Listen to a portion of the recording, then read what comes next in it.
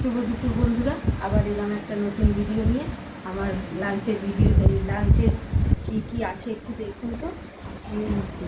এই যে আমি ভাত বেড়ে নিয়েছি, আর এদিকে আজকে একটু মুগের ডাল করেছি। এমনি করেছো? মুগের ডালটা এমনিই করেছি, এতে কিছু দিইনি। এমনি ওই পাঁচ ফোড়ন, লঙ্কা ফোড়ন, তেজপাতা ফোড়ন দিয়ে করেছি। আচ্ছা। আর এদিকে ওই কালকের একটু ডাল ছিল, সেটাকে চচ্চড়ি করেছি। ডাল দিয়ে খাবো বলে একটু পটল ভেজেছি মেয়ের। আর এদিকে ঝিঙে আলু পোস্ত করেছি। আর এটা পমফ্রেট মাছের একটু ঝাল করেছি। পমফ্রেট মাছের ঝাল বড় বড় ছিল।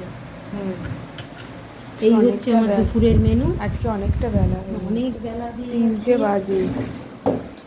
আর কি করবো, রোজ 3টে বলা। না, এক একদিন তাড়াতাড়ি হচ্ছে, এক একদিন দেরি হচ্ছে। আসলে বাজার থেকে আসবো, সেই সবের ব্যবস্থা করবো, কুটনো কোটা পাতলা বাটা সব করে নিয়ে আবার মাছ এনেছি, সেগুলো কুটে বেছে রাখবো, ধুয়ে পরিষ্কার করে অমনি তো আমি রাখি না, সব পরিষ্কার করে ছাড়িয়ে টাড়িয়ে সব রাখতে সব সময়টা অনেকটা আমাদের পরিষ্কার করতে করতে অনেকটা পরিষ্কার করতে করতে একটু সময় লাগে। মানে যাতা করে রাখা যাবে না, বন্ধ হয়ে যাবে তো নাহলে। চিংড়ি মাছের একটা এমনিতেই গন্ধ আছে। এই চিংড়ি মাছ ছাড়িয়ে গুছিয়ে ধুয়ে পরিষ্কার করে রাখলাম, সেগুলো তো অনেকটা ছিল, সেগুলোও করতে একটু সময় গেছে। আবার এই মাছগুলো ভালো করে ধুয়ে তার ব্যবস্থা করতেও একটু সময় গেছে, ওই জন্য একটু দেরি হচ্ছে। আর দেরি তো হবেই, কাজ করতে গেলে দেরি হবে না। তারপরে আপনাদের সাথে আবার গল্প করবো একটু, সেটাও একটা সময়ের ব্যাপার। ভালো লাগছে, খুব ভালো লাগছে। সব কিছু মিলিয়ে মিশিয়ে খুব ভালো আছি, খুব ভালো লাগছে।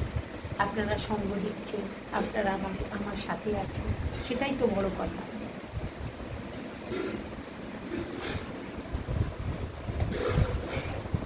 কি খাবি আগে? ডাল চচ্চড়ি? আগে ডাল চচ্চড়ি। আজকে একটু পোস্ত দিয়ে একটু ভাত খাবো। হ্যাঁ, অনেকদিন পর ইচ্ছে। না না, আমি বললাম।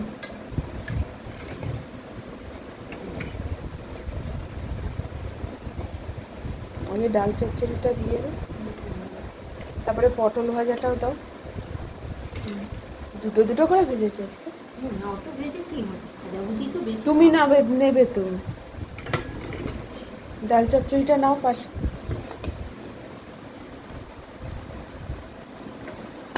এটা দিয়েই তো অর্ধেক ভাত খাওয়া যায়। আর খুব আমি আবার একটু মিষ্টি মিষ্টি করি তো আরও ভালো লাগে খেতে। ডাল চচ্চড়িটা একটু মিষ্টি মিষ্টি খুব ভালো লাগে। এটাতে আবার একটা সুগার ফ্রি দিয়ে তারপরে চচ্চড়িটা করছে, ওই জন্য আরও ভালো লাগে খেতে। আর এটা দিয়ে অর্ধেক ভাত খাওয়া যায়। তারপরে অল্প কটা ভাত খেতে আর কতক্ষণ। ভাত বেশি হয়েছে, একটু তুলে রাখতে হবে। কেন? আমি আসলে বেড়ে ফেলেছি। তুলে রাখো তাহলে ভাত। আরে ওই কটা ভাত তো খাবে রে বাবা। ঠিক আছে, লাগলে তখন নেওয়া যাবে, কিন্তু একসাথে এত ভাত কি লাগবে? ওটা ঠিক না বলো? ডালটাও আজকে মুগের ডালও অনেকদিন পর রান্না করলে, বলো মা? বেশ ভালো ভাজা ওদের লাউ দিলে ভালো লাগবে। না, আজকে তো লাউ আনিনি, আজকে এনেছি চাল কুমড়ো। লাউ আনলে করে দিতাম।